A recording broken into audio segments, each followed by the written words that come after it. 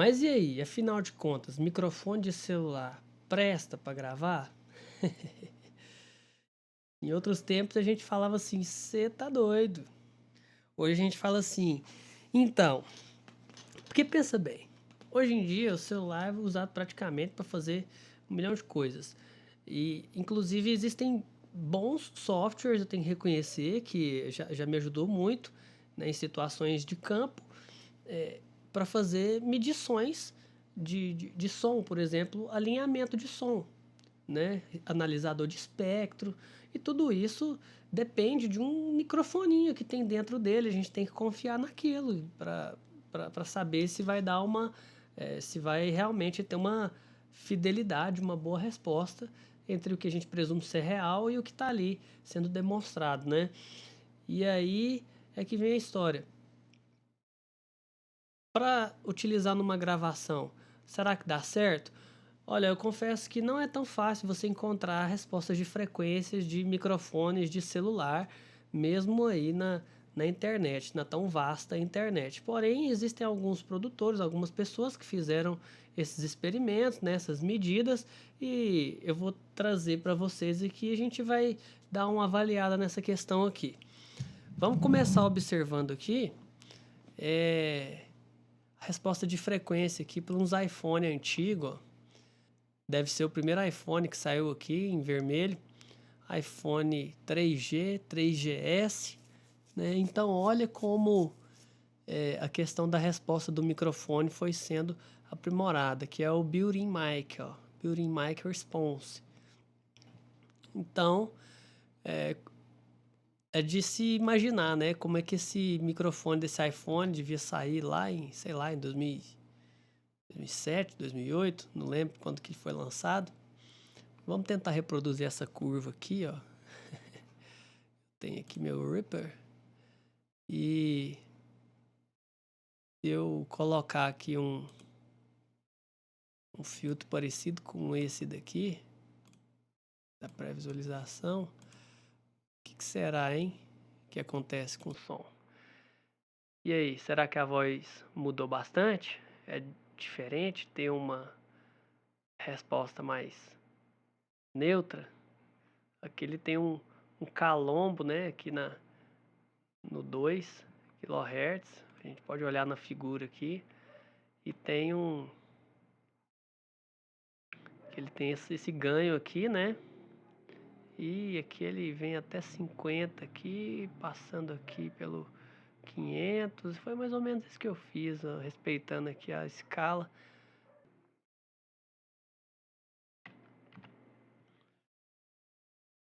Bom, com o passar do tempo, né? O iPad já começou a ter uma resposta mais flat aqui, um ganhozinho aqui nos 10.000, né? Para dar aquela compensada na nossa percepção.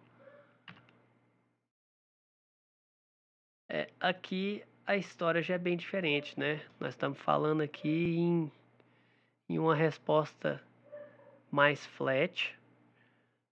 Aqui desde 20, 30, 40, 50, 60, 70, 80, 90, 100 aqui. De 50 Hz até 10 aqui, praticamente uma resposta bem neutra, bem flat. Bom, como eu disse, isso aqui são dados experimentais que eu achei na internet, então eu não... a confiabilidade não é 100% não, até porque eu tô com algumas dúvidas em relação a esse gráfico. Se a gente observar aqui, por exemplo, esse 1K aqui, eu não sei se ele está calibrado. O que significa isso? Toda medição de resposta de frequência dos microfones que eu apresentei aqui, pode reparar que eles têm uma coisa em comum. Olha só, o 0 dB, que é essa referência aqui, ele está calibrado em 1 kHz, e aí a partir desse ponto aqui é que foram lá e foram feitas as medições. Para o fone também. Coincidência ou não, eu acho que é esse aqui mesmo. 1K. Deixa eu ver esse daqui. Aqui também, ó. 1K.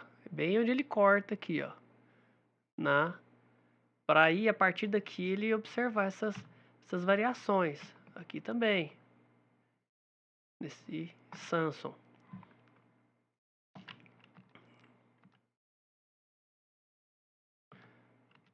Nesse daqui também, olha só, onde que 1K bate aqui. Por quê? Assim como o ouvido humano tem resposta diferente em relação à altura do som, os microfones também funcionam dessa forma. Também vai existir uma resposta diferente. Então, por isso que os experimentos com a percepção auditiva foram calibrados lá, com o dB de entrada calibrado em 1K, né? E dessa forma também é feito com os microfones. E a partir daí, você fazer a resposta deles. A gente medir a resposta deles. Então, por isso que eu digo que não é 100% confiável olhar para esses gráficos aqui. Pô, mas eu vou dar um crédito, mano, porque eu já escutei gravação aqui de iPhone, já mixei um disco gravado com iPhone 7 e eu não tenho razões para duvidar da, da, da boa qualidade da captação.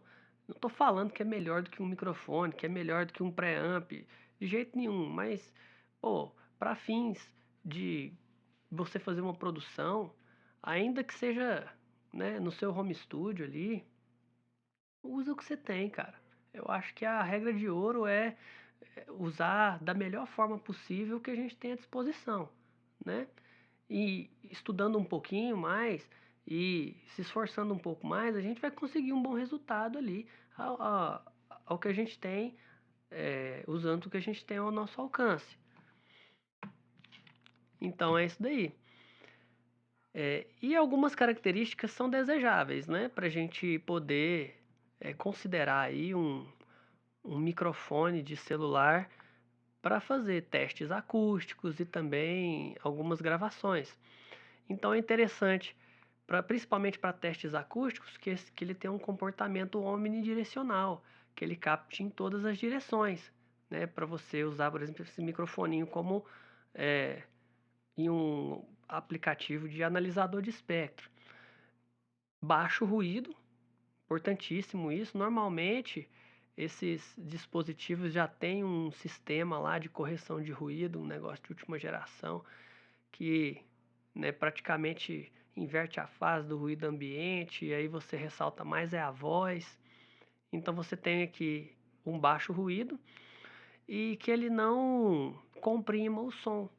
Porque acontece muito do próprio dispositivo já ter lá assim que ele converte o sinal, ele já aplica uma compressão para evitar, né, para evitar que o som fique muito baixo, né, que outra pessoa lá não possa não escutar direito, já que o celular ele é feito para captar a voz humana, para transmitir essa informação aí. Então, ele não exibir compressão é uma característica desejável.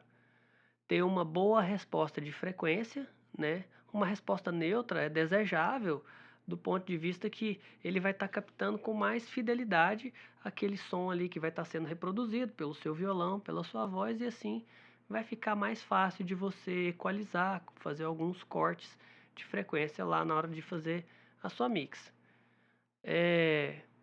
E que o software que você esteja usando para captar essa gravação, ele não seja esses softwares inteligentes, que tenha controle de ganho automático, né? E também que não gere o arquivo em MP3 ou OGG, que são arquivos mais compactos, né? Então tem que ser um software ali é, que vai armazenar o arquivo na melhor qualidade possível. Então, sim, de forma geral, se ele é omnidirecional e se ele tem baixo ruído, né? Então o restinho a gente vai dando um jeito também, né? É claro que existe ali uma certa compressãozinha, né? O microfone é muito pequeno, tem que ter algum mecanismo de compensação. Mas desde que ele seja mínimo, né, eu considero que o microfone do celular ele possa ser sim adequado para fazer uma captação. A gente vai fazer. Então a gente vai ver isso na prática. E por fim, a respeito disso, já que a gente falou tanto dos microfones, né?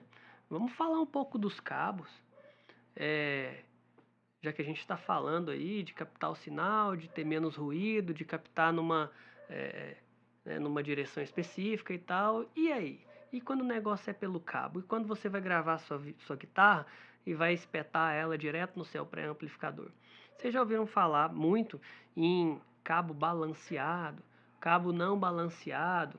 Vamos entender basicamente, nesse momento, quais seriam as principais diferenças entre um cabo que é balanceado e um cabo que não é balanceado.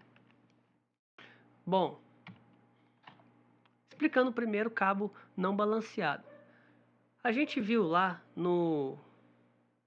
quando a gente fala do transdutor, que a gente gera o sinal elétrico, que o sinal elétrico ele é gerado, né? E a gente tem que levar em consideração que sempre vai vir um ruído junto. Da onde que vem esse ruído? Cara, o ruído pode vir de coisa que você nem imagina. Eu tô gravando aqui, de repente, minha mãe acende um fogão lá, automaticamente, pim, e tal, e ruído na minha gravação. Liga um liquidificador, ruído na minha gravação. Ah, o meu preamp começa a esquentar e, sei lá, ruído na gravação. Então, de tudo quanto é forma que você imaginar, essa coisa pode aparecer, pode atrapalhar a gente. O fio desbalanceado, é claro que esse ruído nem sempre ele vai ser alto. Na maioria das vezes, a gente tem um estúdio bem aterrado, né? Enfim, as nossas ligações estão sendo feitas aí de acordo com as regras de segurança, não usar, não sobrecarregar filtros de linha, é, estabilizadores, no breaks. Então, desde que a gente esteja trabalhando dentro da normalidade, esse ruído ele é para ser mínimo, certo? Então, no fio desbalanceado, o que a gente tem é o seguinte: o sinal ele vai estar entrando aqui nessa fase, o ruído vai estar entrando também na mesma fase, e aí no final das contas eu vou ter uma saída junto com um pouquinho de ruído, certo? No cabo balanceado acontece o seguinte: o meu sinal ele não sai numa só via, ele sai em duas vias, e como ele sai em duas vias, em uma das vias ele sai invertido. Aí você me pergunta, por que diabo eu quero um sistema que vai inverter o meu sinal e cancelar a minha fase, né? Você pensa assim. Bom, ele faz isso justamente porque o ruído ele entra igual, tanto no sinal positivo como no sinal negativo, que vamos chamar assim de negativo o sinal que está invertido. Bom, só que lá na entrada do seu receptor, esse sinal vai ser desinvertido. E quando você desinverter o seu sinal, além de você ter um ganho no seu sinal, você vai inverter o ruído. Então o ruído vai ser invertido, a fase do ruído vai ser cancelada, o seu sinal vai voltar a ser um sinal, uma onda construtiva, né? Sem cancelamento, e aí você vai ter um sistema balanceado com muito menos ruído. Basicamente, essa é a diferença do sistema balanceado e desbalanceado. Ah, mas então eu quero me livrar do ruído de qualquer jeito. Eu sempre vou ter que usar cabo balanceado. Olha, não é necessário você usar cabo balanceado sempre. Então, assim, de acordo com a literatura, com as recomendações aí disponíveis, vai ser realmente necessário utilizar um cabo balanceado quando você tiver grandes distâncias. O seu sinal estiver percorrendo aí mais de 20 metros por aí, né, de fio. E aí sim você vai começar a ter a influência do efeito da resistência, né? Você vai ter que aumentar muito a amplificação.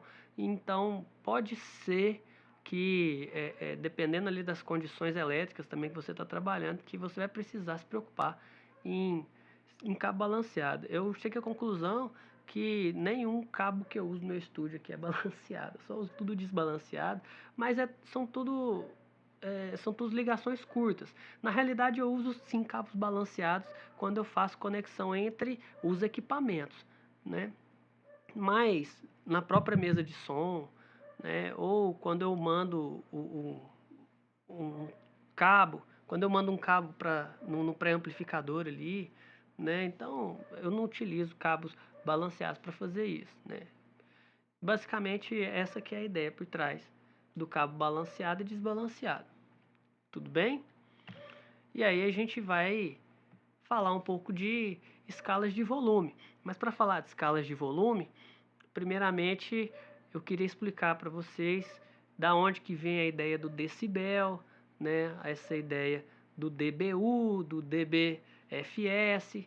Então vamos estar falando com isso em detalhes, principalmente do conceito, né, de decibel, no rascunhão mesmo. E aí para a gente poder discutir melhor essa questão das escalas de volume.